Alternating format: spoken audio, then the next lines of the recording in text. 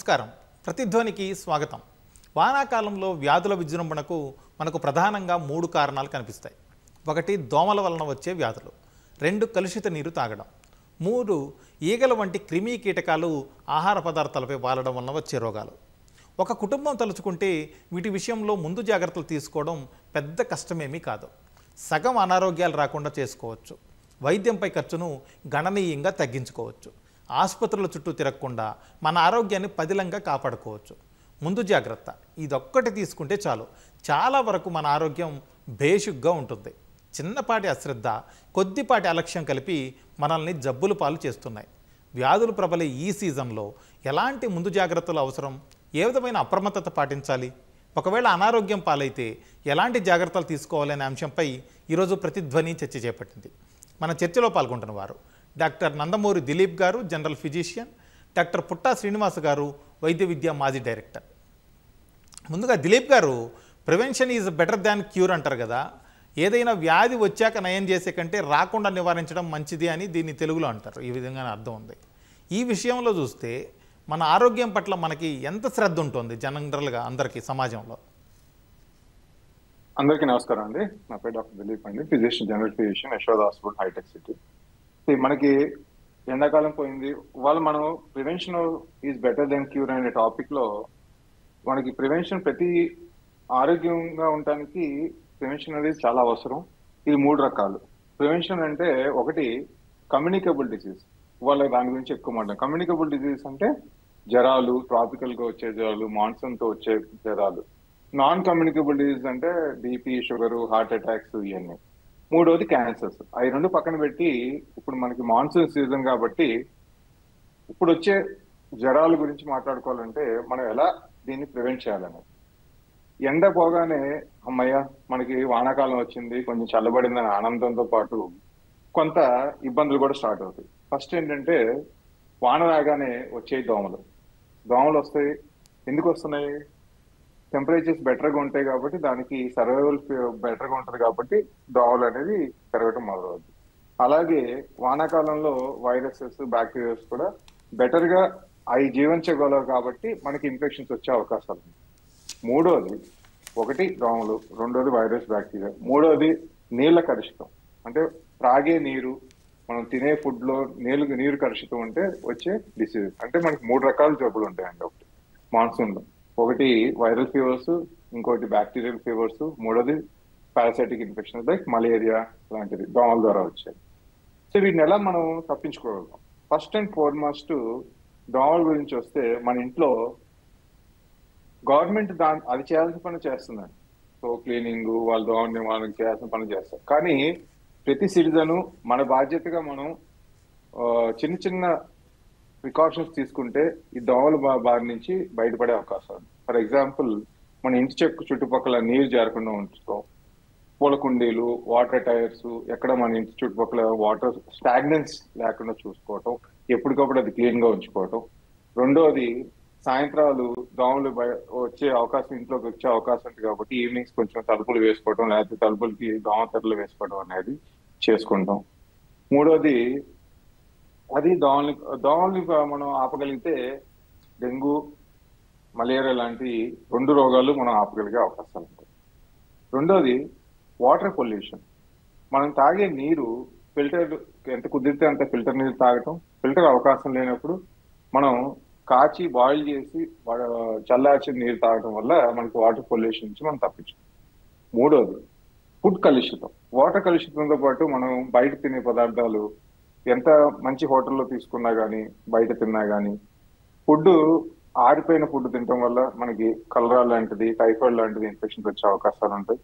అలాగే మనం ఫుడ్ వేడిగా తీసుకున్నా కొన్నిసార్లు మనకి ఇచ్చే ప్లేట్స్, గ్లాసెస్ కలుషితం అవడం వల్ల దాని వల్ల కూడా వాటర్ బోర్న్ ఇన్ఫెక్షన్స్ అనేది వచ్చే అవకాశాలు. సో మన ఈ 3 ప్రివెన్షన్ చేసుకోవాలంటే ఫస్ట్ చుట్టుపక్కల మనం నీట్ గా పెట్టుకోవాలి, మన సరౌండింగ్స్ మనం నీట్ గా పెట్టుకోవాలి, వాటర్ స్టాగ్నేషన్ లేకుండా చూసుకోవాలి. 2వది మనం ఏ పదార్థమైనా వేడిగా వండింది ఇమీడియట్ గా తింటూ చూసుకోవాలి. బయట తింటూ ఎంత కుదిరితే అంత తగ్గించుకోవడం చూడాలి. 5వది ఏంటంటే మనం గుంపులో వెళ్ళినప్పుడు వైరల్ ఫీవర్స్ ఎక్కువ వచ్చే అవకాశం మనకి వైరల్ ఫీవర్స్ వచ్చే అవకాశాలు సరే ఎక్కువ సార్, ఉన్నాయి. Okay. Sugar okay sir. Srinivas గారు, ఇప్పుడు సహజంగానే ప్రభుత్వ ఆసుపత్రులకు వెళితే పెద్ద క్యూ ఉంటుంది, మందులు సరిగా ఉండవు, లేకపోతే ప్రైవేట్ ఆసుపత్రికి వెళితే జేబులు ఖాళీ చేసేస్తారు అని చాలామంది కంప్లైంట్లు చెబుతుంటారు. దాని వాస్తవాల సంగతి ఎలా ఉంచినా కూడా అసలు ఆసుపత్రి ముఖం చూడాల్సిన అవసరం లేకుండా ఎలాంటి జాగ్రత్తలు తీసుకోవాల్సి ఉంటుంది? ఏ విధమైన జాగ్రత్తలు తీసుకోవడం వల్ల ఆసుపత్రికి వెళ్లకుండానే నయం చేసుకునే అవకాశాలు ఉంటాయి? దాని గురించి చెప్పండి. అందరికీ నమస్కారం అండి, ప్రేక్షకులకు అందరికీ కూడా.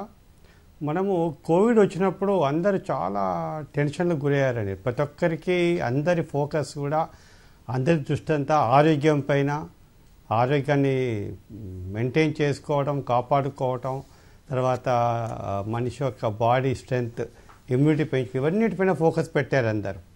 కోవిడ్ తగ్గిన తర్వాత మళ్ళీ పాత పద్ధతిలోకి అలవాటు పడ్డారు. అంటే జాగ్రత్తల విషయంలో మళ్ళీ కాస్త నిర్లక్ష్యం వహిస్తున్నారు. మనం వ్యక్తిగతంగా చేసేటువంటి కొన్ని జాగ్రత్తలతోటి చాలా జబ్బులు రాకుండా చూసుకోవచ్చు. మొట్టమొదటిది వ్యక్తిగత శుభ్రత.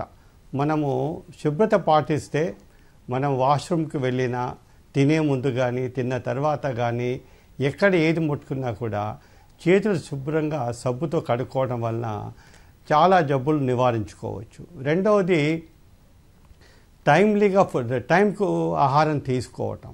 ఆహారం టైంగా తీసుకోవడంతో పాటు ఆహారం వేడిగా ఉండేట్టు చూసుకోవడం అవసరం. వేడి ఆహారం తీసుకున్నప్పుడు ఆహారం ద్వారా వచ్చేటువంటి జబ్బులు అయితే ఉన్నాయో వాటిని నివారించుకోవచ్చు. మూడవది సాధ్యమైనంత వరకు ఇంట్లో వంట పదార్థాలు, ఇంట్లో వండిన ఆహారం తీసుకోవడం అనేది ఉత్తమమైన పద్ధతి. మన ఇంట్లో వండిన వంటకు శుచి, శుభ్రత, నాణ్యత అన్నీ ఉంటాయి. కానీ బయట ఎంత మంచి హోటల్లో భోంచేసినా, ఎక్కడ భోంచేసినా కూడాను అక్కడ జరిగేటువంటి ఆ వ్యవహారం అంతా కూడా వ్యాపార పరంగా జరుగుతుంది. కావాలని చేయకపోయినా ఎక్కడ ఏ పొరపాటు జరిగినా, ఎక్కడ కంటామినేషన్ అయినా కూడా ఫుడ్ ద్వారా, ఆహారం ద్వారా వచ్చే జబ్బు చాలా తొందరగా వ్యాపిస్తాయి. అదొకటి typhoid, gastroenteritis, stomach flu, jaundice, hepatitis A, hepatitis E, ఇవన్నీ కూడా ఆహారం ద్వారా వచ్చేటువంటి సమస్యలు. కాబట్టి ఆహారంలో మనము బయట ఆహార పదార్థాలు తీసుకోవడం తగ్గించుకోవటం, వేడి ఆహార పదార్థాలు తీసుకోవటం, శుచి శుభ్రత మెయింటైన్ చేయటం అనేది అది మన చేతుల్లో ఉన్న పని. తూచా తప్పకుండా పాటిస్తే ఇవన్నీ నివారించుకోవచ్చు. శ్రీనివాస్ గారు, మీరు చెప్పినట్టు వేడివేడిగా ఆహారం తినడం అనేది చాలా మంచిదే. కాకపోతే ఇవి ఇప్పుడు కాలంలో చాలామంది చిన్న చితక పెద్ద రకరకాల ఉద్యోగాలు చేస్తూ వాళ్ళు ఎప్పుడో ఉదయాన్నే వెళితే సాయంత్రం వరకు రావడం, లేకపోతే మధ్యాహ్నం వెళితే రాత్రి ఇంటికి రావడం, ఇలాంటి సమయాల్లో ఇంటి దగ్గర ఉన్నప్పుడు తింటారు, తర్వాత బాక్సులు తీసుకెళ్తుంటారు ఆఫీసులకు వెళ్ళేటప్పుడు, ఎందుకంటే బయట ఫుడ్ తినడం మంచిది కాదు అని చెప్పి. అలాంటప్పుడు అది ఖచ్చితంగా చల్లగా అవుతుంది. అలాంటి వాళ్ళ పరిస్థితి ఏంటి? ఇప్పుడు ఎప్పుడైతే మనము లంచ్ క్యారీ చేస్తామో ఇంటి నుంచి, వృత్తిరీత్యా, ఉద్యోగరీత్యా, వ్యాపారరీత్యా కావచ్చు, లంచ్ బాక్స్ తీసుకెళ్తుంటాము. అలాంటప్పుడు ఈ ఆహార పదార్థాలు అయితే ఉంటాయో వాటిని ఓవెన్లో పెట్టుకొని వేడి చేసుకోవచ్చండి. ఓవెన్ వేడి చేసుకోవడానికి కొన్ని కాంట్రవర్సీస్ కొంత క్రియేట్ చేసినప్పటికీ ప్రపంచవ్యాప్తంగా కూడా ఇంకొకటి శ్రీనివాస్ గారు, వేడి చేసి అంటే ఓవెన్లో పెట్టుకోవడం అనేది ఆఫీస్కి వెళ్ళే సాధారణ ఉద్యోగులకు ఆఫీసులో ఓవెన్లో పెట్టి వేడి చేసే అంత సౌకర్యాలు కానీ అలాంటి పరిస్థితులు కానీ ఉండవు కదా. కరెక్టే. సో అలాంటప్పుడు ఏంటంటే ఒకటి వీటిని జనరల్గా మనము శుచిగా శుభ్రంగా ఉండేటువంటి గిన్నెల్లో తీసుకెళ్తాం కాబట్టి మామూలు బయట టెంపరేచర్లో సాధారణంగానే ఉంటాయండి. వాటిని ఫ్రిడ్జ్లో పెట్టకపోతే చాలు. కాబట్టి అలాంటి వాతావరణం మెయింటైన్ చేసినప్పుడు అవి సేఫ్టీగానే ఉంటాయి. దీంతో పాటుగా ఫుడ్ ద్వారానే కాకుండా మన శుభ్రతతో పాటు ఇంటి పక్కల శుభ్రత అనేది చాలా ముఖ్యం. మనం ఈ మధ్య గమనించే ఉంటారు, చాలామంది విదేశీయులు ఇండియాకి వస్తే కామెంట్ చేస్తుంటారు, ఇల్లు శుభ్రంగా పెట్టుకుంటారు కానీ విధి దరిద్రంగా పెట్టుకుంటారు అని. ఇల్లు శుభ్రంగా పెట్టుకుంటాం, ఇంటి చుట్టూ నీళ్ళు నిలవకుండా చూసుకోవాలి. మురుగు నీరు ఉంటే అది పోయేటట్టు ఏర్పాటు చేసి మున్సిపల్ సిబ్బంది దృష్టికి తీసుకెళ్ళాలి. ఎక్కడైనా సరే నిల్వ లేకుండా చూసుకోవడం చాలా ముఖ్యం. ఎందుకంటే వర్షాలు రాగానే వాతావరణం చల్లబడుతుంది, కానీ వర్షాలతో పాటు నీళ్లు, దాంతోపాటు కీటకాలు వస్తాయి. దాంట్లో ముఖ్యమైన దోమలు. ఈ దోమలు, ఈగల ద్వారా చాలా జబ్బులు వస్తాయి. కాబట్టి దోమలు పెరగకుండా నివారించుకోవాలంటే ఇంటి చుట్టుపక్కల నీరు నిలవకుండా చూసుకోవాలి. ఇంట్లో ఉన్నప్పుడు పూల కుండీల్లో, ఎయిర్ కూలర్లో, పాత టైర్లలో కొన్నిసార్లు నీరు నిల్వ ఉంటూ ఉంటుంది, అవి లేకుండా చూసుకోవాలి. దాంతోపాటు ఈ జనరల్గా దోమలన్నీ సాయంకాలం 4 గంటల తర్వాత తిరుగుతూ ఉంటాయండి. అందుకని ఇంట్లోకి అన్ని కిటికీలకు ఈ దోమతెర లాంటి మెష్ దొరుకుతుంది, మస్కిటో మెష్ నెట్. అది పెట్టుకుంటే దోమలు రాకుండా కాపాడుకోవచ్చు. అలాగే పిల్లలకి ఎవరికి రిస్క్ ఎక్కువ ఉంటుందో అలాంటి వాళ్ళు ఈ మస్కిటో రిపెల్లెంట్స్ ఉంటాయి, ఓడోమోస్ లాంటివి, అవి సేఫ్గా వాడుకోవచ్చండి. వాటిని చేతులకు కానీ బాడీకి కానీ ఈవెన్ పిల్లలు కూడా పసిపిల్లలు కూడా సేఫ్గా వాడుకోవచ్చు. ఈ మస్కిటో రిపెల్లెంట్ వాడడం వలన దోమలు కుట్టకుండా నివారించుకోవచ్చు. దాంతోపాటు ఉత్తమమైనది ఏంటంటే దోమతెర, మస్కిటో నెట్, ఉర్దూలో మచ్చర్ దానా అంటారు. ఇవి చాలా ప్రాక్టికల్ అండి. ఈ మస్కిటో నెట్స్ ప్రభుత్వం ఉచితంగా, ముఖ్యంగా గిరిజన ప్రాంతాల్లో, గ్రామీణ ప్రాంతాల్లో సరఫరా చేస్తుంది ఉచితంగా ప్రభుత్వం కూడా. సో ఉత్తమమైన నివారణ మస్కిటో నెట్స్ ఉంటే ఏంటంటే వాటి దోమలు పెరగకుండా చూసుకోవడంతో పాటు బై ఎనీ ఛాన్స్ వచ్చినప్పటికి కూడాను దోమతెర వాడడం అనేది చాలా మంచి పద్ధతి. తర్వాత కొన్ని రకాల వాటర్ బాండ్ డిసీజెస్ వ్యాక్సినేషన్స్ కూడా ఉన్నాయండి, వాటిని కూడా తీసుకోవడం అవసరం. డాక్టర్ కాట్రగడ్డ చైతన్య గారు డిఎం, అలాగే గ్యాస్ట్రోఎంట్రాలజిస్ట్, ఇప్పుడు కూడా మనతో జాయిన్ అయ్యారు. చైతన్య గారు, ఇప్పుడు చాలామంది ఒకప్పుడైతే అవగాహన ఉండేది కాదు వైద్యం గురించి, లేకపోతే అనారోగ్యాల గురించి, వీటి గురించి. ఇప్పుడు ఈ మీడియా కావచ్చు, పత్రికలు కావచ్చు, లేకపోతే రకరకాల సోషల్ మీడియా, వెబ్సైట్లు, ఇట్లాంటి వాటి ద్వారా చాలామందికి పూర్తి స్థాయిలో కాకపోయినా ఒక రకమైన మెడికల్ నాలెడ్జ్ కొంతవరకు ఏర్పడింది. చాలా వరకు అభిప్రాయాలు తెలుస్తున్నాయి ఏంటి ఎలా ఉండాలి అని చెప్పి. ఇలాంటి అవగాహన వేరు, కాకపోతే వాటిని ఆచరణలో పాటించడం వేరు. ఎంతవరకు చాలామంది అవగాహన ఉన్నప్పటికీ ఆచరణలో పెడుతున్నారంటారు ఈ విషయాల్ని? గుడ్ ఈవినింగ్ అండి, ఈటీవీ ప్రేక్షకులందరికీ గుడ్ ఈవినింగ్. నేను డాక్టర్ చైతన్య అండి, గ్యాస్ట్రోఎంట్రాలజిస్ట్ని, గుంటూరు రమేష్ హాస్పిటల్లో వర్క్ చేస్తున్నాను. సో మీరు చెప్పినట్టుగా అండి, ఈ కాలంలో ఎక్కువగా సోషల్ మీడియా, ఇన్స్టాగ్రామ్, యూట్యూబ్, వీటన్నిటిలో కూడా హెల్త్ అవేర్నెస్ వీడియోస్ బాగా వస్తున్నాయి. కాకపోతే జనాలందరూ ఈ వీడియోస్ చూస్తున్నారు, షేర్, సబ్స్క్రైబ్ చేస్తున్నారు, కానీ పాటించే వాళ్ళు చాలా తక్కువగా ఉంటున్నారు. సో ఈ వీడియోస్ చూసినప్పుడు అందులో ఉన్న మంచి పాయింట్స్ తీసుకొని అట్లీస్ట్ ఒక 50% పీపుల్ ఆ పాయింట్స్ని ఫాలో అవ్వగలిగితే మనకి హెల్త్ పరంగా చాలా బెనిఫిట్స్ ఉంటాయి లోకల్ పాపులేషన్ అందరికీ కూడా. సో దట్ హాస్పిటల్ అడ్మిషన్స్ కానీ ఇవి కూడా తగ్గుతాయి. వాళ్ళకి కొంచెం ఆరోగ్యకరమైన లైఫ్ స్టైల్ ఫాలో అవ్వడం వల్ల చాలా బెనిఫిట్స్ ఉంటాయి, కాబట్టి అవి ఫాలో అవ్వడం మంచిదండి.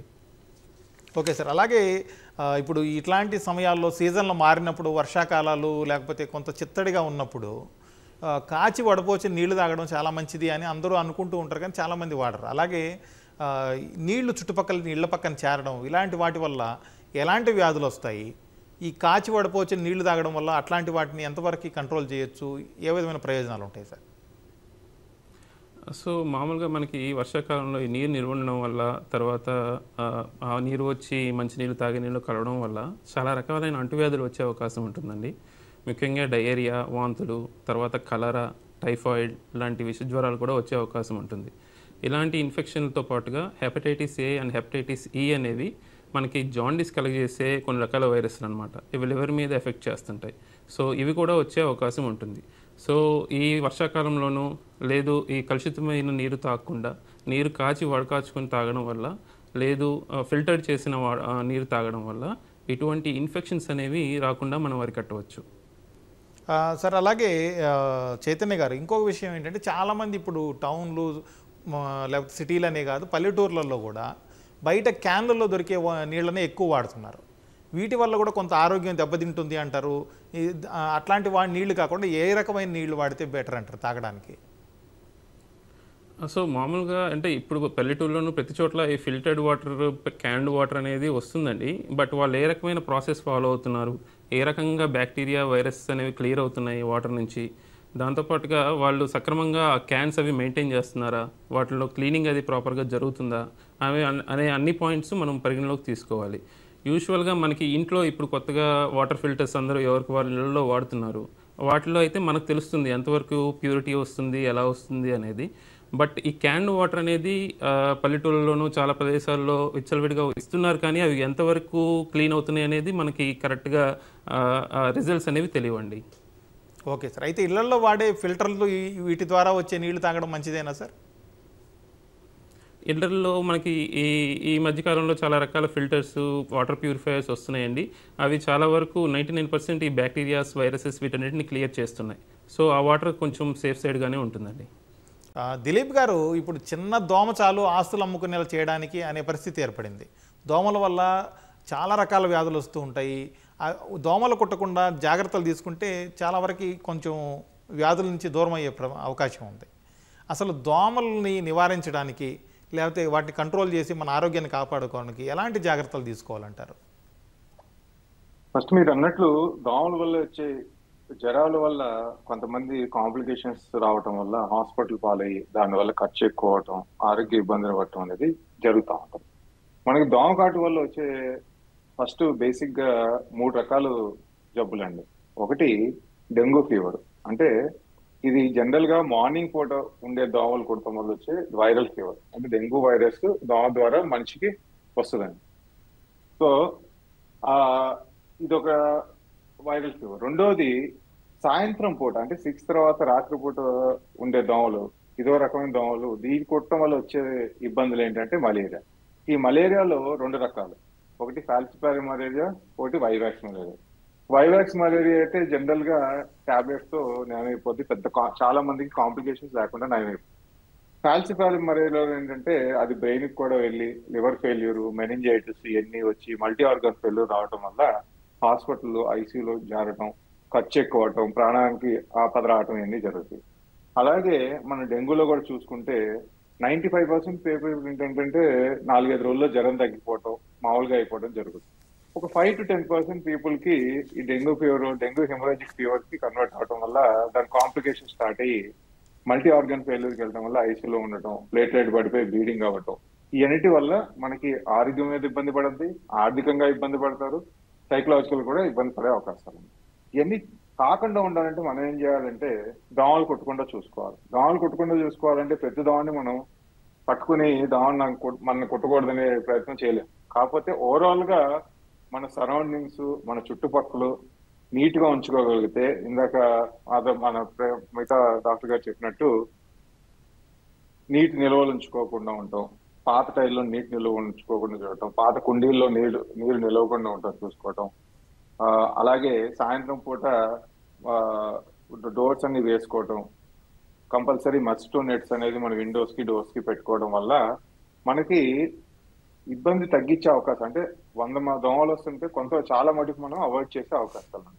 మిగతాది చాలా మటుకు కొన్ని దోమలు ఇంకా మిగిలిపోయినప్పుడు చాలా మంది ఈ మస్కిటో బ్యాట్స్ అని వస్తున్నాయి కదండి, దాంతో పడుకునే ముందు దోమల్ని చంపి పడుకుంటే కొంత మనకి రిస్క్ తగ్గే అవకాశం ఉంది. వీటిల్లో చిన్నపిల్లలకి మస్కిటో రిపెల్లెంట్స్ రాసి పడుకోబెట్టడము, మనకి ఇంటి చుట్టుపక్కల బాగా చెట్లు పొదలు అవన్నీ ఉంటే కూడా, అంటే మనం పెంచుకునే చెట్లు అన్ని నీట్గా ఉంచుకుంటే దోమలు రావడం అనేది తక్కువే ఉంటుందండి, ఎందుకంటే నీటి నిరోధం. కాకపోతే మన చుట్టుపక్కల పిచ్చి చెట్లు పొదలు అవన్నీ ఎక్కువ పెరుగుతుంది అనుకోండి, దానివల్ల కూడా మనకి దోమలు వచ్చే అవకాశం ఉంది. మనం చేయగలిగేది మనం చేసి పక్కన పొదలు చెట్లు ఏంటంటే మన మున్సిపాలిటీకి కూడా కంప్లైంట్ చేస్తే వాళ్ళు కూడా వచ్చి క్లియర్ చేసే అవకాశాలు. సో ఇది ఒక్కరు చేస్తే జరిగే పని కాదు. 90% ఎవరికి వాళ్ళు జాగ్రత్తగా ఉంటే ఈ దోమకాటు నుంచి వచ్చే డెంగ్యూ, మలేరియా దానివల్ల వచ్చే కాంప్లికేషన్ తప్పించుకోగలుగుతాం.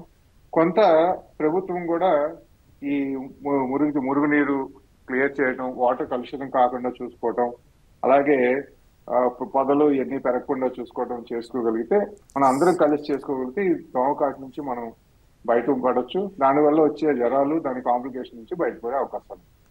శ్రీనివాస్ గారు, ఇప్పుడు బరువు తగ్గాలంటే ఆలస్యంగా తినకూడదు, లేకపోతే తినగానే పడుకోకూడదు, కాసేపు అయినా వాకింగ్ చేయాలి, అలాగే ఫోను, ట్యాబు, కంప్యూటర్ లాంటివి ఎక్కువ చూస్తే కళ్ళు పాడవుతాయి, లేకపోతే తినగానే నోరు శుభ్రం చేసుకుంటే దంత సమస్యలు దూరం అవుతాయి.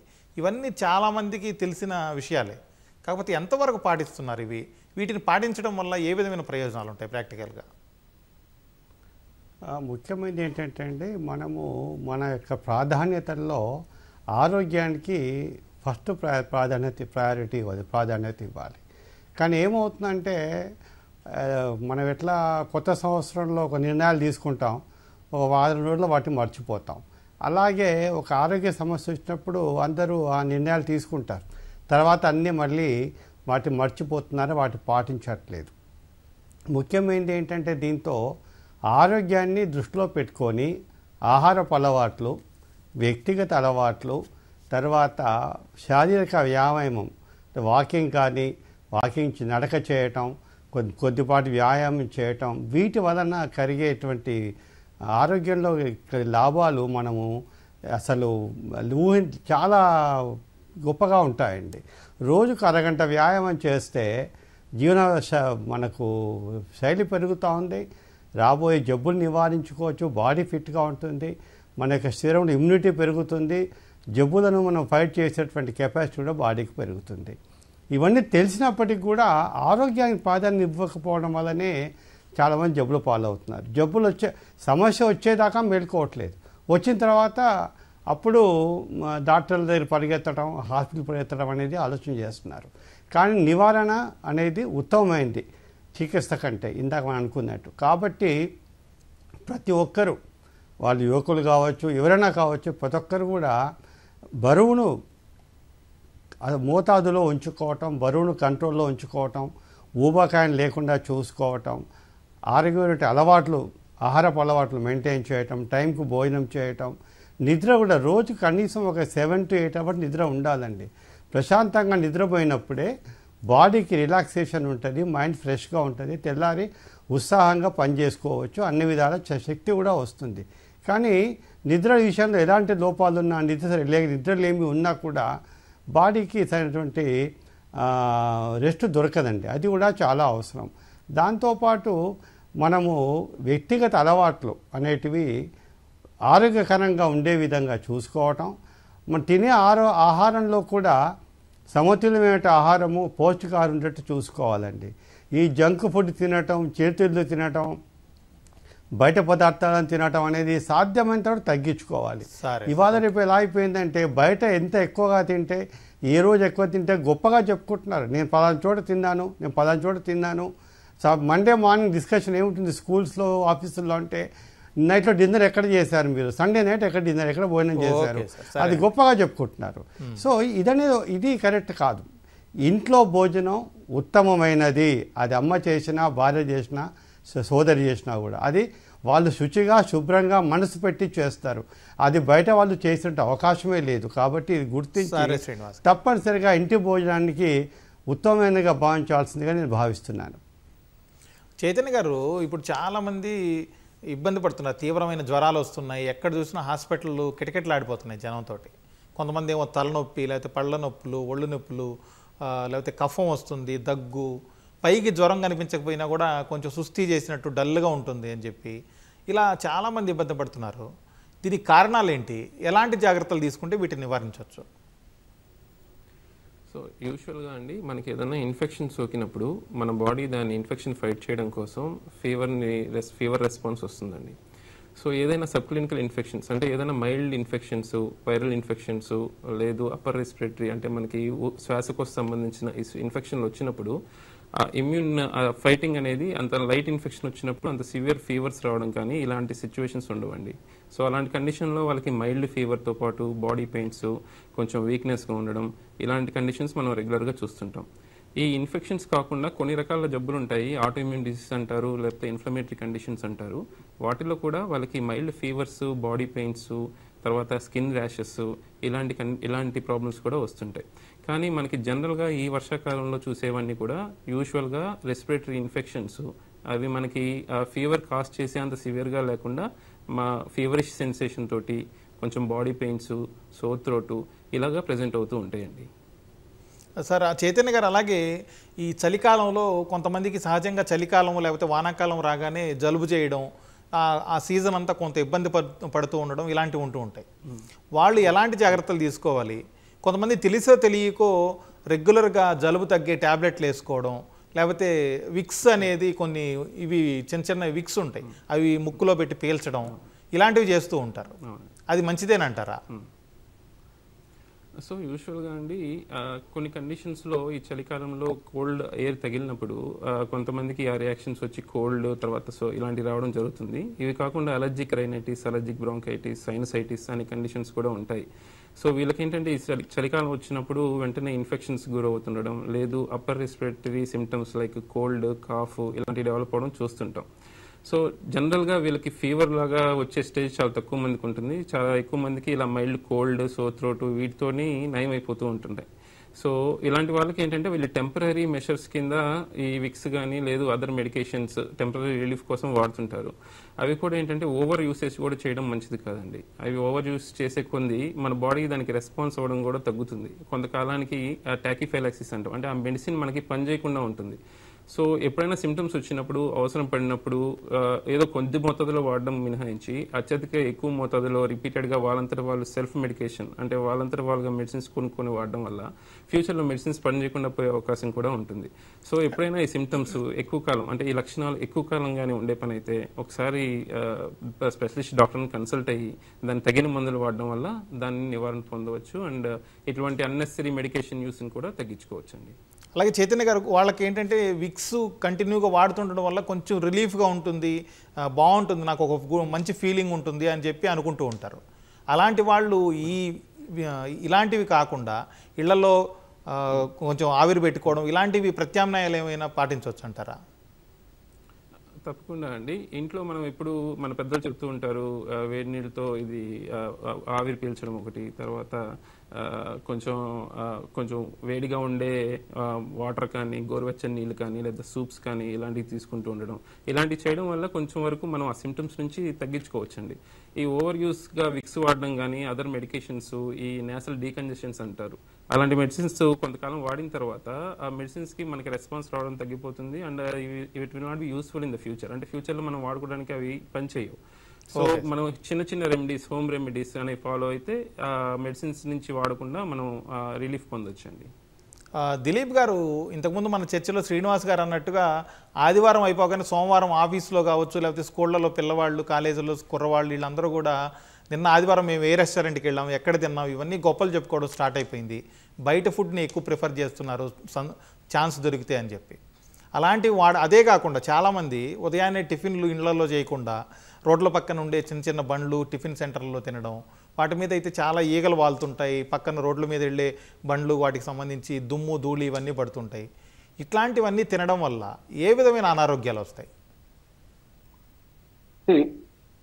మీరు శ్రీనివాస్ గారు చెప్పినట్టు బయట తింటాము, ఎక్కువ సార్లు బయట తిరిగి మనం కొత్త కొత్త రెస్టారెంట్స్ ఎక్స్ప్లోర్ చేసి మన ఇన్స్టాగ్రామ్స్ ఫేస్బుక్ లో పెట్టడం ఇవన్నీ కూడా సర్వసాధారణం అయిపోయింది, లైఫ్ స్టైల్లో బాగానే తయారైంది. సో దాన్ని మనం పూర్తిగా ఆపడం మన వల్ల కష్టమే అనిపిస్తుంది. కాకపోతే ఏంటంటే అసలు బయట తినండి ఇవన్నీ పర్లేదు, అసలు ఎందుకు మనం బయట తినకూడదు అనేది కూడా శ్రీనివాస్ గారు చాలా నీట్ గా చెప్పారు. ఫస్ట్ ఫండమెంటల్ గా ఏంటంటే ఎంత గొప్ప రెస్టారెంట్ అయినా శ్రీనివాస్ గారు చెప్పినట్టు మన ఇంట్లో వాళ్ళు వాడిని జాగ్రత్తగాను క్వాలిటీ ఆఫ్ మెటీరియల్స్ కానీ వాడే అవకాశాలు ఎంతో కొంత తెలుసో తెలియకో కావాలనో అవసరం లేకుండానో జరిగే అవకాశం కలిపి ఒకటి. రెండు, మనం ఏ రెస్టారెంట్కి వెళ్ళినా బయట వెళ్ళినా ఉప్పు పదార్థాలు నూనె పదార్థం అనేది చాలా ఎక్కువ వేస్తూ ఉంటారు. ఎందుకంటే తొందరగా వండాలంటే నూనెలో వండాలి, టేస్టీగా వండాలంటే కొంచెం ఉప్పు కారం అనేది ఎక్కువ ఉండాలి. సో ఈ రెండు ప్రాబ్లమ్స్. మూడోది, మీరు అన్నట్లు బయట బండ్ల మీద మనకున్న పొల్యూషన్ తెలుసు మీకు, ఏ సిటీ తీసుకున్నా పొల్యూషన్ చాలా భయంకరంగా ఉంటుంది. ఆ కార్బన్ పార్టికల్స్, మన వెహికల్స్ లో వచ్చే కార్బన్ పార్టికల్స్ కానీ, మన రోడ్ల మీద ఉన్న దుమ్ము వెహికల్స్ వల్ల లేచి ఫుడ్ మీద పడటం కానీ, గాలిలో ఉన్న సల్ఫర్ ఇవన్నీ కూడా ఫుడ్ మన ఆహార పదార్థాల్లో చేరుకునే అవకాశాలు చాలా ఎక్కువ. సో ఇవన్నీ చేరుకుంటుంటే పొల్యూషన్స్ అనేది ఆల్రెడీ మనం గాలి ద్వారా తీసుకుంటున్నాం, దాంతో ఎంతో కొంత రిస్క్ పెరుగుతుంది. అది కాకుండా మనకి ఆహార పదార్థాలు పడే దుమ్ము ధూళి సల్ఫరు కెమికల్స్ ఇవన్నీ తీసుకున్న ఫుడ్ తీసుకుంటే రెండు రకాల ప్రాబ్లమ్స్ ఉంటాయి. దీనివల్ల వచ్చే అక్యూట్ ప్రాబ్లం అంటే ఇమీడియట్ గా వచ్చేది ఇందాక చైతన్య గారు చెప్పినట్టు డయేరియా, లూజ్ మోషన్స్, టైఫాయిడ్, కలరా, ఫుడ్ ఇన్ఫెక్షన్. దీర్ఘకాలికంగా ఈ సల్ఫర్ ఈ కెమికల్స్ ఇవన్నీ మనం ఆహార పదార్థాలు తీసుకోవటం వల్ల, బయట రోడ్డు మీద ఫుడ్ మీద పడిన ఆహార పదార్థాలు తీసుకోవటం వల్ల క్యాన్సర్ రిస్క్, డయాబెటీస్ రిస్క్ ఇవన్నీ కూడా పెరిగే అవకాశాలు. సో ఫండమెంటల్ గా ఏంటంటే కుదరినప్పుడు అవసరం ఉన్నప్పుడు బయట మనం ఆర్డర్ చేసుకొని తీసుకోవటంలో తప్పులేదు. కాకపోతే ఇప్పుడు ఎలా తయారైందంటే అప్పుడప్పుడు ఇంట్లో తింటాం, ఎప్పుడు బయట తింటాం. అంటే రెస్టారెంట్కి వెళ్ళి కానివ్వండి, లేకపోతే ఫుడ్ యాప్స్, డిఫరెంట్ మనకి ఇంటికి తీసుకొచ్చే యాప్స్ కూడా ఉన్నారు. మనం ఆర్డర్ చేయగానే 10-15 నిమిషాల్లో ఇంటికి ఫుడ్ తీసుకొచ్చారు. సో ఇది తీసుకురావడం వల్ల ఏమవుతుంది, ఫస్ట్ బయట వండే వాళ్ళ దగ్గర రిస్క్ పెరుగుతుంది, దాని నుంచి ట్రాన్స్పోర్ట్ లో వాళ్ళు హ్యాండిల్ చేస్తున్నారు, ఇంకో రిస్క్ పెరుగుతుంది, దాని తర్వాత మనం తీసుకోవాలి. సో 20 ఏళ్ల క్రితం చూసుకుంటే ఇంట్లో నెల రోజుల్లో ఒకసారి, నెలకు ఒకసారి బయటకు వెళ్తుంటే, ఈ మధ్య కాలంలో నెలకు ఒకసారి ఇంట్లో వండుకునే పరిస్థితి కూడా కొన్ని హోమ్స్ లో ఒక జరుగుతున్నది. సో ఫండమెంటల్ గా ఆలోచించేసి మన ఆరోగ్యం మన చేతిలో ఉంచుకోవాలి, పక్కటి వాళ్ళ చేతిలో వద్దు. మన ఆరోగ్యం ఉండాలంటే ఫస్ట్ శుచి, శుభ్రము, వేడిగా ఉండే ఫుడ్, ఉప్పు, కారం, నూనె ఈ పదార్థాలు ఫ్యాట్ తగ్గించి తినుకోవటం, అలాగే ఎక్సర్సైజ్ చేయటం, మూడోది చక్కగా నిద్రపోవటం. ఈ 4 చేస్తేనే ఇమ్యూనిటీ పెరుగుతుంది. చాలా మంది వచ్చి హాస్పిటల్లో మా ఇమ్యూనిటీ పెరగడానికి మందులు ఇవ్వండి అని. ఇమ్యూనిటీ పెరగడానికి మందులు ఉండదండి. స్ట్రెస్ తగ్గించుకోవటం, చక్కగా 6 to 7 hours మినిమం నిద్రపోవటం, ఆరోగ్యకరమైన ఫుడ్ తినడం, వెయిట్ ఊబకాయం లేకుండా చూసుకోవటం, వెయిట్ అదుపులో ఉంచుకోవటం, అరగంట నుంచి గంట వ్యాయామం చేయటం. ఈ 4 చేయగలిగితే మన ఇమ్యూనిటీ ఉండి ఇన్ఫెక్షన్ నుంచి బారి నుంచి మనం బయటపడేది.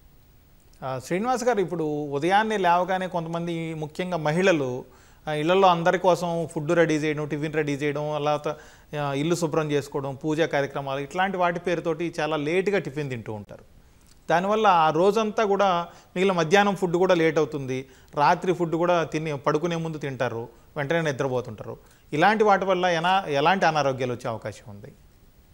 ఇప్పుడు టైంకు అంటే సమయానికి ఫుడ్ తినకపోవడం వల్ల, భోజనం కానీ టిఫిన్ కానీ చేయకపోవడం వల్ల ఏమవుతుందంటే వాళ్ళకి అసిడిటీ పెరుగుతుందండి. అసిడిటీ పెరుగుతుంది, కాలక్రమేణా ఆకలి తగ్గుతుంది, డైజెషన్ అంటే సరిగా అరగదు, ఈ జీర్ణకోశ సంబంధిత సమస్యలు వస్తుంటాయి. ప్లస్ ఎప్పుడైతే మనము టైం కంటే తింటూ ఉంటామో మనకు సరిగా ఆహారం కూడా తీసుకోరు. ఆకలి తగ్గిన తర్వాత తినేటువంటి ఒక క్వాంటిటీ కూడా తగ్గుతుంది. కాబట్టి వాళ్ళు ఇంట్లో గృహిణులకు అందరికీ అంత పని చేసేటప్పుడు వాళ్ళకు కూడా టైం భోజనం చేయడం వల్ల వాళ్ళ ఆరోగ్యం కూడా బాగుంటుంది. దాంతోపాటు ఇంట్లో వాళ్ళకందరికీ వాళ్ళు తమ యొక్క బాధ్యత వహించి అవన్నీ చేయగలుగుతారు. ఒక్కటి ఫుడ్ విషయంలో ఒక విషయం చెప్పదలుచుకున్నానండి. ఒకటి ఏంటంటే, మనం ఈ ఆహారము బయట ఎంత పెద్ద హోటల్ అయినా సరే, ఆహారము ఫుడ్ అనేది వాళ్ళకు ఇండస్ట్రీ అండి. ఆహారాన్ని ఎవరు ఈ హోటల్స్లో కానీ రెస్టారెంట్లో ఎవరు పడేయరు. ఆహారాన్ని వాళ్ళు వాడే క్రమంలో 3 రకాలైనటువంటి ఏజెంట్స్ వాడతారు. ఒకటి ఫ్లేవరింగ్ ఏజెంట్స్, అంటే దాన్ని రుచికరంగా ఉండేటువంటి కెమికల్స్ కలుపుతారు. రెండవది దే ఆర్ కలరింగ్ ఏజెంట్స్, అంటే ఆ ఫుడ్ కలర్ఫుల్గా కనపడాలి, అంటే అట్రాక్టివ్గా కనపడాలి, కంటికి ఆకర్షించాలి. ఈ బిర్యానీ లాంటి వాటిల్లో కలర్ కనపడుతూ ఉంటుంది మనకు. అలాంటి వాటిలో కలరింగ్ ఏజెంట్ కలుపుతారు. అది కాకుండా ఆహారపు నిల్వ టైం పెంచేటందుకు దే ఆర్ ప్రిజర్వేటివ్స్ కలుపుతారు. ఈ 3 రకాల chemicals, preservatives, flavouring agents, colouring agents ప్రతి హోటల్లో, ప్రతి రెస్టారెంట్లో, టాప్ 5 స్టార్ హోటల్లో కూడా వాడతారండి. అయితే వీటి వల్ల రిస్క్ ఎక్కువ అవుతుంది, వీటి వచ్చే ప్రమాదాలు పెరుగుతూ ఉన్నాయి. దాంతోపాటు వాళ్ళ ఆహారాన్ని ఒక వ్యాపార వస్తువుగా చూస్తారు కాబట్టి నిల్వ ఉంచుకుంటారు. ఆ నిల్వ ఉంచుకునే క్రమంలో సరైన శుచి శుభ్రత పాటించరు. కొన్నిసార్లు ఉడకని వాటిని మళ్ళీ ఉడికిచ్చి ఆయిల్ వాడిన ఆయిల్నే మళ్ళీ వాడటం, ఇలాంటి వాటి వలన చాలా సమస్యలు వస్తున్నాయండి. ఓకే శ్రీనివాస్ గారు, అలాగే మధ్యకాలంలో అలాగే రాత్రి నిద్రపోయే ముందు ఎంతసేపు గ్యాప్ ఉండాలి తిండికి నిద్రకి మధ్య? సార్, ఇది భోజనం చేసిన తర్వాత అట్లీస్ట్ ఒక 1/2 అవర్ గ్యాప్ ఇచ్చేసేసి, అందుకే పెద్దలు ఏమంటారంటే నైట్లో కాస్త వాకే వైల్ అంటారు, అంటే కాస్త నడిస్తే బెటర్. నైట్లో ఒక 10-15 నడక చేయగలిగితే ఇంట్లో కానీ బయట కానీ ఒక 1/2 అవర్ గ్యాప్ ఇచ్చి తగినంత నీళ్లు తాగేసి, వీలుంటే వేడి నీళ్ళు తాగేసి, గోడిచిన వేడి నీళ్ళు తాగి లేదా వేడి పాలు తాగి పడుకుంటే నిద్ర శుభ్రంగా చక్కగా డీప్ నిద్ర పడుతుందండి. చైతన్య గారు, ఇప్పుడు సహజంగా ప్రాథమిక చికిత్స అని అంటుంటాం కదా, ఇండ్లలో చేసుకోదగ్గ ఈ సీజన్లో వచ్చే అనారోగ్యాలను నుంచి కాపాడుకోవడానికి ఎలాంటి ప్రాథమిక చికిత్సలు ఇండ్లలోనే చేసుకోవచ్చు? ఎటువంటి సమయంలో రోగిని ఆసుపత్రికి తరలించాల్సి ఉంటుంది? సో ఈ కాలంలో అండి, వర్షాకాలంలో ఎక్కువగా ఈ లూజ్ మోషన్స్, డయేరియా, వామిటింగ్స్ అనేవి చాలా కామన్గా చూస్తుంటామండి. ఇది కలుషితమైన వాటర్ కానీ కలుషితమైన ఆహారం తినడం వల్ల యూజువల్గా స్ప్రెడ్ అవుతూ ఉంటాయి. సో ఈ డయేరియా వామిటింగ్స్ అనేవి స్టార్ట్ అయిన వెంటనే ఇనిషియల్గా మనము హోమ్లోనే ఇంట్లోనే ప్రాథమిక చికిత్స స్టార్ట్ చేసుకోవాలండి. మనకి ఇంట్లోనే ఓఆర్ఎస్ అని సొల్యూషన్స్ ఉంటున్నాయి, పౌడర్స్ వస్తున్నాయి. సో ఓఆర్ఎస్ వాటర్ అనేది డయేరియా అయిన తర్వాత తీసుకోవడం మొదలు పెట్టాలి. ఎందుకంటే ఈ డయేరియా తీవ్ర మోతాదులో అయ్యే కొద్దీ బాడీలోంచి వాటర్ కంటెంట్ తగ్గి డీహైడ్రేషన్లోకి వెళ్తాం. సో ఆ డీహైడ్రేషన్ని ప్రివెంట్ చేయడానికి ఈ ఓఆర్ఎస్ అనేది అందరూ స్టార్ట్ చేయాలి లూజ్ మోషన్ స్టార్ట్ అయిన వెంటనే. సో యూజువల్గా మనము ఇంట్లో ఒక పెద్ద మనిషి అంటే అడల్ట్ పేషెంట్ ఎవరైనా లూజ్ మోషన్స్ అవుతున్నప్పుడు ఒక్కొక్క లూజ్ మోషన్స్కి around 200 to 250 ml of water అంటే ఒక గ్లాస్ ఆఫ్ ఓఆర్ఎస్ తీసుకోవాల్సి వస్తుందండి. సో అట్లాగా యావరేజ్గా 2 నుంచి 3 లీటర్ల ఓఆర్ఎస్ అనేది ఒక అడల్ట్ పెద్ద అంటే 30 ఏళ్ళు దాటిన వ్యక్తులు అట్లీస్ట్ ఒక 2 నుంచి 3 లీటర్ల ఓఆర్ఎస్ అనేది తీసుకుంటూ ఉండాలి సివియర్ డిహైడ్రేషన్ అవుతున్నప్పుడు. అట్లా కాకుండా చిన్నపిల్లల్లో అంటే తక్కువ వయసు ఉన్న వాళ్ళలో ఒక లూజ్ మోషన్కి అరగ్లాసు ఓఆర్ఎస్ వాటర్ తాగుతున్నారండి. అది మనము ఒక లెక్కలాగా తీసుకొని మోషన్ అయిన తర్వాత ఒక హాఫ్ గ్లాస్ ఆఫ్ వాటర్ అనేది ఓఆర్ఎస్ వాటర్ అనేది ఇస్తూ ఉండాలి. మరీ చిన్న పిల్లల్లో అంటే పసికందుల్లో వాళ్ళకి ఇలా లూజ్ మోషన్స్ అవుతున్నప్పుడు ఈ 2 చెంచాలతోటి ఎవరీ 2-3 మినిట్స్కి ఒకసారి 2-3 చెంచాలు ఓఆర్ఎస్ వాటర్ అనేది ఇస్తూ ఉండాలండి. అది ఇవ్వడం వల్ల వాళ్ళకి డీహైడ్రేషన్ రాకుండా మనం ప్రివెంట్ చేయగలుగుతాం. ఇది కాకుండా ఈ వామిటింగ్స్ అవుతున్నప్పుడు కూడా డీహైడ్రేషన్ అయ్యే ప్రమాదం ఉంటుంది. ఆ టైంలో కూడా ఓఆర్ఎస్ అనేది తీసుకుంటూ ఉండొచ్చు. ఇవి వచ్చినప్పుడు కొన్నిసార్లు ఏమవుతుందంటే అండి, ఇవి డీహైడ్రేషన్ బాగా ఎక్కువైపోవడం వల్ల పేషెంట్ సిక్ అయిపోతారు. అంటే వాళ్ళకి పల్స్ అందకపోవడం, చిన్నపిల్లల్లో అయితే యూరిన్ సరిగ్గా రాకపోవడం, చర్మం అంతా పొడిబారిపోవడం, తర్వాత కళ్ళు కుచించుకుపోవడం, ఇలాంటి డీహైడ్రేషన్ లక్షణాలు ఉంటాయి. ఇలాంటివి వచ్చినప్పుడు వెంటనే వాళ్ళని హాస్పిటల్కి తీసుకువెళ్ళాలి. అదే పెద్దవాళ్ళలో కూడా ఇలాంటి లక్షణాలు డీహైడ్రేషన్ లక్షణాలు అంటే నాలుగు తరిబారిపోవడం, యూరిన్ సరిగ్గా రాకపోవడం, బాగా నీరసించిపోవడం, గుండె వేగంగా కొట్టుకోవడం, స్పీడ్గా కొట్టుకోవడం, బీపీ తగ్గడం, ఇలాంటివన్నీ కూడా డీహైడ్రేషన్ సివియర్గా ఉన్నప్పుడు వచ్చే లక్షణాలు. ఇలాంటి లక్షణాలు ఏమైనా కనపడితే ఇంట్లో చేసే ట్రీట్మెంట్తో పాటు ఇమీడియట్గా హాస్పిటల్కి తరలించి వైద్యం తీసుకోవాల్సి వస్తుంది. ఎందుకంటే డీహైడ్రేషన్ అనేది మనం వెంటనే ట్రీట్ చేయకపోతే ప్రాణాపాయ స్థితిలోకి వెళ్ళే ప్రమాదం ఉంటుంది. ఇది కాకుండా మనకి ఇంట్లో జ్వరాలు అలాంటివి వచ్చినప్పుడు చిన్న పారాసిటమాల్ 1-2 రోజులు జ్వరాలకి మనము ఇంట్లోనే కొంచెం పారాసిటమాల్ ఇలాంటివి తీసుకోవచ్చండి. అట్లా కాకుండా ఈ వైరల్ ఫీవర్స్లో అట్లా కాకుండా కొన్ని రకాల సివియర్ ఇన్ఫెక్షన్స్ ఉంటాయి, అందులో ఫీవర్ కంటిన్యూస్గా వస్తుంది, బాగా నీరస పడిపోతుంటారు. అలాంటి సందర్భాల్లో వెంటనే హాస్పిటల్కి వెళ్ళి అడ్మిట్ చేసి ట్రీట్మెంట్ తీసుకోవాల్సి వస్తుందండి. చైతన్య గారు, మీరు చెప్పినట్టు చిన్నపిల్లలకి విరోచనాలు, వాంతులు, రకరకాల జ్వరాలు వస్తుంటాయి. అయితే 3-4 ఏళ్ల వయసు అలాంటి వాళ్ళు చెప్పలేకపోవచ్చు, వాళ్ళకి అర్థం కాదు ఏంటి సమస్య అనేది. పేరెంట్స్ కూడా దాన్ని అర్థం చేసుకునే అంత నాలెడ్జ్ ఉండకపోవచ్చు. ఏ విధంగా వాళ్ళు జాగ్రత్తలు తీసుకోవాలి, ఆ విషయంలో ఏం చేయాలి పేరెంట్స్ అసలు? సో చిన్నపిల్లల విషయంలో తల్లిదండ్రులు చాలా జాగ్రత్తగా ఉండాలండి. వాళ్ళకి ఎటువంటి ఆహారం ఇచ్చేటప్పుడు కానీ స్వచ్ఛమైన ఆహారం, ఎటువంటి ఇన్ఫెక్షన్ లేకుండా ఎటువంటి పాడైపోని ఆహారాన్ని వాళ్ళకి పెట్టాలి. దాంతోపాటుగా వాళ్ళు ఇచ్చే వాటర్ కూడా చల్లార్చిన నీళ్ళు కానీ, ఫిల్టర్ చేసిన నీళ్ళు కానీ, ఎస్పెషల్లీ ఈ వర్షాకాలంలో వాటర్ బాగా కంటామినేట్ అవుతుంది కాబట్టి అలాంటి జాగ్రత్తలు తీసుకోవాలండి. మామూలుగా ఏదైనా ఇన్ఫెక్షన్ వచ్చినప్పుడు చిన్నపిల్లల్లో వాళ్ళు చెప్పలేరండి, మనకి ఈ ప్రాబ్లం ఉంది, అక్కడ నొప్పి వస్తుంది, ఇక్కడ నొప్పి వస్తుంది అని సరిగ్గా చెప్పలేరు. కానీ అటువంటి సమయంలో వాళ్ళకి లూజ్ మోషన్స్ కానీ, వామిటింగ్స్ కానీ ఎక్కువ అయిపోవడం, పిల్లలు బాగా ఇరిటబుల్గా ఉండడం, తర్వాత ఫీవర్ కూడా బాగా స్పైక్స్ ఒకదాని తర్వాత ఒకటి ఫీవర్ స్పైక్స్ రావడం, వాళ్ళు ఫీడ్స్ సరిగ్గా తీసుకోకపోవడం, అంటే మనం ఇచ్చిన ఫ్లూయిడ్స్ కానీ, లిక్విడ్స్ కానీ ఏదైనా కానీ సరిగ్గా తీసుకోకపోవడం, మరీ చిన్నపిల్లలు అయితే పాలు తాగలేకపోవడం, ఇలాంటి లక్షణాలు వచ్చినప్పుడు వెంటనే వాళ్ళని హాస్పిటల్కి తీసుకెళ్ళి అడ్మిట్ చేయాల్సి వస్తుందండి. ఓకే సార్, అలాగే కొంతమంది చైతన్య గారు రోజు 1-2 రోజులకు ఒకసారి మాకు చిన్నగా కడుపు నొప్పి వస్తుంది అని చెప్పి కంప్లైంట్ చేస్తుంటారు. దానికి కారణాలు ఏంటండి? సో ఈ 1-2 రోజులు అప్పుడప్పుడు కడుపు నొప్పి రావడానికి వయసు రీత్యా కొన్ని కారణాలు ఉంటాయండి. అంటే యూజువల్గా పెద్దవారిలో అయితే కామన్గా వచ్చే డిస్పెప్సియా అంటాం, అంటే గ్యాస్ట్రిక్ పెప్టిక్ డిసీజ్ అని, లేదు జీఈఆర్డి అంటాం, గ్యాస్ట్రోఇసోఫేజియల్ రిఫ్లెక్స్ డిసీజ్. ఇలాంటి కండిషన్స్లో వాళ్ళకి ఛాతీలో మంట రావడం, ఛాతీలో నొప్పి వస్తుండడం, పొట్టలో మంట రావడం, పై పొట్టలో అన్నం తిన్న తర్వాత వెంటనే ఉబ్బినట్టుగా ఉండడం, గ్యాస్ ఫామ్ అవుతున్నట్టుగా ఉండడం, ఇలాంటి లక్షణాలు ఉంటాయండి. కొంతమందిలో వామిటింగ్స్ కూడా అవుతుంటాయి. ఇవి కాకుండా చిన్న పేగుకి సంబంధించి, పెద్ద పేగుకి సంబంధించి కొన్ని కండిషన్స్లో కూడా నొప్పి అనేది రావచ్చండి. ఏదన్నా లైట్ ఇన్ఫెక్షన్ వచ్చినప్పుడు పెయిన్స్ వస్తూ ఉంటాయి.